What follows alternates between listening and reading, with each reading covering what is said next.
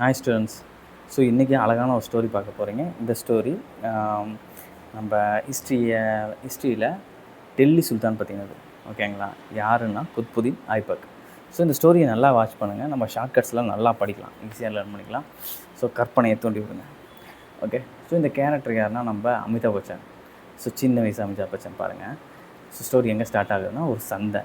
அந்த சந்தையில் மனிதர்களை விற்பாங்க. ஓகேங்களா? ஸோ இது என்ன ஊர்னா கஜினிங்கிற ஒரு ஊர். அந்த ஊரில் இருக்க சந்தையில் அவங்க அப்பா அம்மா தன்னோட குழந்தைங்கள வேறு வழியே இல்லாமல் கொண்டு வந்து விற்கிறாங்க. ஓகேங்களா? ஏன்னா விற்றா தான் அவங்களோட வறுமையை போக்க முடியும்ட்டு. அப்படி அந்த குழந்தை கண்ணு தண்ணியோடு நிற்கிது. ஓகேவா? அந்த குழந்தைய ஒருத்தர் வந்து வாங்கிட்டு போகிறாரு. அவர் தான் யாருன்னா முகமது கோரி. முகமது கோரி அந்த குழந்தைய வாங்கிட்டு போகிறாரு. வாங்கிட்டு போய் அந்த குழந்தையோட வேகம், அவன் ஒவ்வொரு நாள் கொஞ்சம் கொஞ்சமாக வளர்கிறான். ஃபஸ்ட்டு ஒரு சிப்பாயாக இருக்கான், நெக்ஸ்ட்டு தளபதியாக இருக்கான். அப்படியே முதன்மை சேவகனாக மாறுறான். ராஜாவோட முதன்மை சேவகனாக மாறுறான். முகமது கோரிக்கு ரொம்ப முக்கியமான அடிமையாக இருக்கான். ஓகேவா? அப்போ ஒரு டைம் என்னென்னா முகமது கோரி இந்தியாவை கைப்பற்றுறாரு. இந்தியாவை கைப்பற்றினோன்னா முகமது கோரி ஒரு முக்கியமான விஷயமாக கஜினிக்கு போக வேண்டிய வேலை இருக்குது. அந்த கஜினிக்கு போகிறப்ப இப்போ இந்தியாவை பார்த்துக்க சொல்லி நம்ம அமிதாப் பச்சனை பொறுப்பை ஒப்படைச்சிட்டு போகிறாரு. ஓகே. அங்கே போகிறப்ப கஜினியில் முகமது கோரி கொல்லப்படுறார். ஸோ அப்போ அந்த சுல்தானிய படைக்கு தலைமை யாரும் இல்லை. அப்போ என்ன பண்ணுறாங்கன்னா எல்லோரும் சேர்ந்து அமிதாப் பச்சனை, அதாவது நம்ம குத்புதீன் ஐபக்கை தலைமை தாங்க வைக்க சொல்கிறாங்க. ஓகேங்களா? ஸோ இப்போ தலைமை தாங்குகிற விழா. ஓகே. ஸோ இந்த விழாவின் போது நம்ம சச்சின் டெண்டுல்கர் இருக்கார்ல, அவர் தான் வந்து அந்த விழாவை தொடங்கி வைக்கிறார். அப்போ வந்து அந்த சூனிய குண்டத்துலேருந்து சச்சின் வந்து ஆசீர்வாதம் பண்ணுறாரு. அதுலேருந்து ஒரு சக்கரம் வெளியே வருது. 24 ஆரக்கள் கொண்ட சக்கரம் வெளியே வருது. அந்த சக்கரத்தை கிரீடமாக அணிவிக்கிறாரு யார்? நம்ம அமிதாப் பச்சனுக்கு. ஓகே. அமிதாப் பச்சனுக்கு ஒரு கிரீடமாக அணிவிக்கிறாரு. அனுப்பிச்சோட்டி அமிதாப் பச்சன் அமைதியாக, யாருக்கிட்டையும் எந்த சண்டையும் பண்ண மாட்டேன், ஒரு சமரசத்தை கடைபிடிப்பேன், அதே மாதிரி அரசியலில் வந்து அமைதியை கொண்டு வருவேன் அப்படிங்கிற மாதிரி அமைதியாக கொண்டு வர்றாரு. அவர் வந்து குரான் படிக்க இன்ட்ரெஸ்ட்டாக இருக்கனால குரான் புக் எடுக்கிறாரு, ஓப்பன் பண்ணுறாரு. ஓப்பன் பண்ணுறப்ப அதில் வந்து நாணயங்கள் வெளிவருது.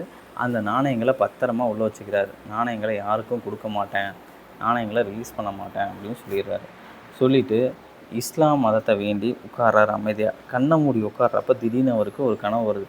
அந்த கனவில் டெல்லியிலிருந்து தன்னோட தலைநகரத்தை லாகூருக்கு மாற்றினான்னு சொல்கிறாங்க. ஸோ லாகூருக்கு தன்னோட முழு இராணுவ படைகளையும் டெல்லியிலேருந்து கொண்டு போகிறார். அப்போ கொண்டு போகிறப்ப நம்ம இராணுவ படை ரொம்ப கம்மியாக இருக்குது அப்படிங்கிறத ஃபீல் பண்ணுறாரு.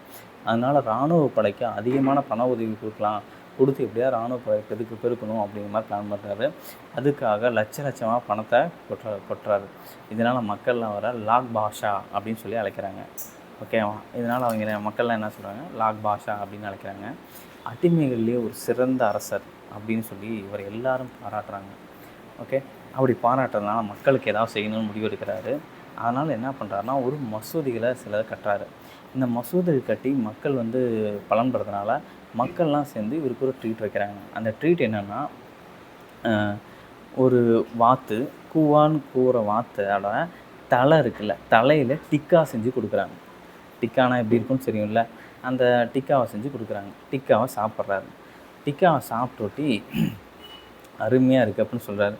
அப்படி சொல்லிகிட்டு இருக்கிறப்பே அந்த கூட்டத்தை எல்லாத்தையும் பொழந்துக்கிட்டு ஒருத்தர் வராரு. அவர் எப்படி இருக்காருன்னா ஒரு துறவி, கையில் கூஜா வச்சுருக்காரு. கூஜா வச்சுட்டு காக்கி சட்டையோடு வராரு. ஓகே. காக்கி சட்டையோடு வராரு. காக்கி சட்டையோடு வந்தோட்டி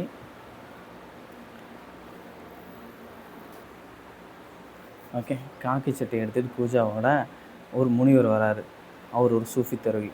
அவர் வந்து என்ன சொல்கிறாருன்னா, நம்ம அமிதாப் பச்சன்ட்ட நீங்கள் வந்து ஒரு பெரிய டவரை உருவாக்கணும், அது வந்து உலக மக்கள் விட உயரத்தில் இருக்கணும், அதுக்கு பேர் தான் குதுப் மினார் அப்படிங்கிற பேரை நீங்கள் வைக்கணும் அப்படின்னு சொல்லி ஒரு யோசனையை சொல்கிறாரு.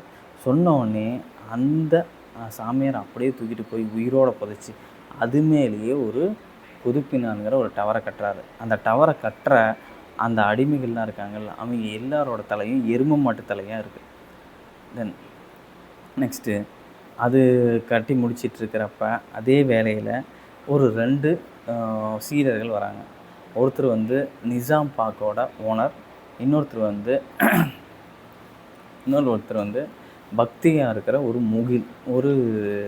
முயல்னு வச்சுக்கோங்களேன். பக்தியாக இருக்கிற ஒரு முயல். இந்த 2 பேரும் தான் ரொம்ப முக்கியமானவராக இருக்காங்க. இவங்க வந்து என்ன ஒரு யோசனை சொல்கிறாங்கன்னா, முக்கியமான இடமான பீகாரையும் வங்காளத்தையும் கேப்சர் பண்ணணும். அதுக்கு வந்து நம்ம பக்தியாரை அனுப்பிச்சுடுங்க அப்படின்னு சொல்லி அனுப்பிச்சி விட்றாங்க.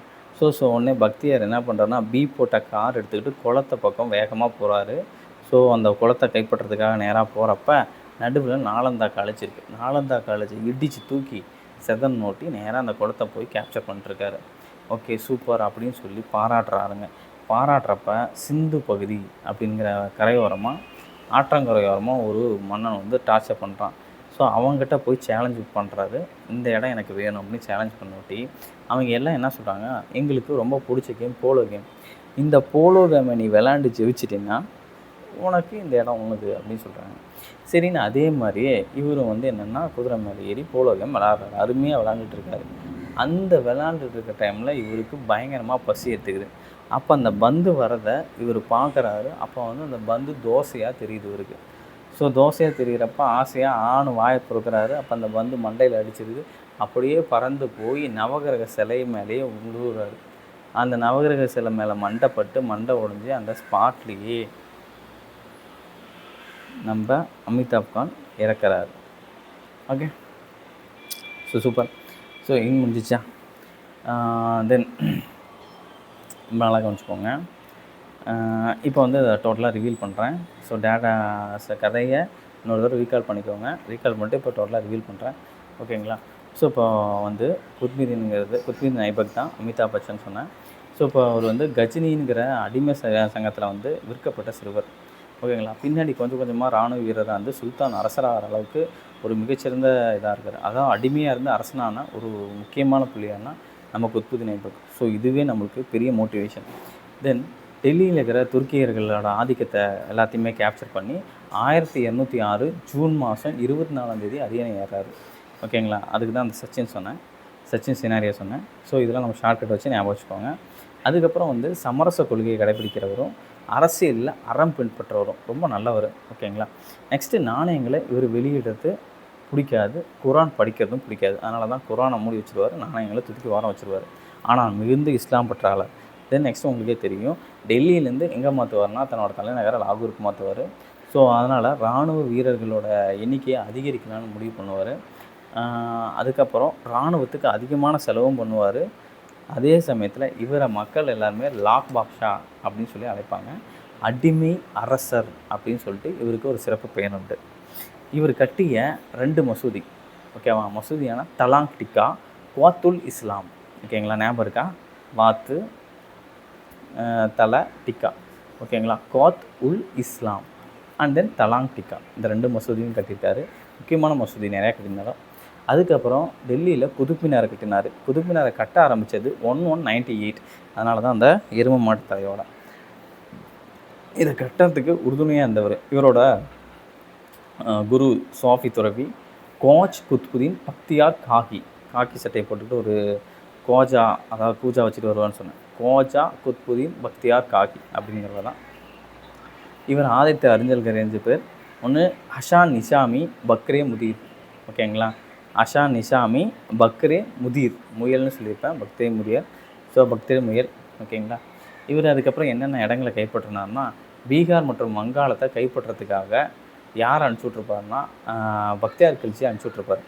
அவர் அதை கைப்பற்ற போகிறப்ப தான் நாலந்தா பல்கலைக்கழகத்தை அதையோடு முடிச்சிருப்பார். ஓகேங்களா? அப்புறம் அவங்களுக்கே தெரியும், டேட் ஆஃப் இது 1210 நவம்பர் மாதம் போலோ விளையாட்டு விளையாடுறப்ப குதிரையை மீலேருந்து கீழே வந்து இறந்துருப்பார். ஓகேங்களா? இது ஈஸியாக இருக்குன்னு நினைக்கிறேன். இந்த ஸ்டோரி ஒன்று போதும் இவரோட டேட்டாவை ஞாபகம் வச்சுக்கிறதுக்கு. உங்களுக்கு இது நல்லா பிடிச்சிருந்துச்சுன்னா இமீடியட்டாக லைக் பண்ணுங்கள், அண்ட் தென் ஷேர் பண்ணுங்கள். இந்த மாதிரி நிறையா விஷயங்கள்லாம் டியூஷனில் நீங்களும் ஜாயின் பண்ணிக்கோங்க. Bye friends.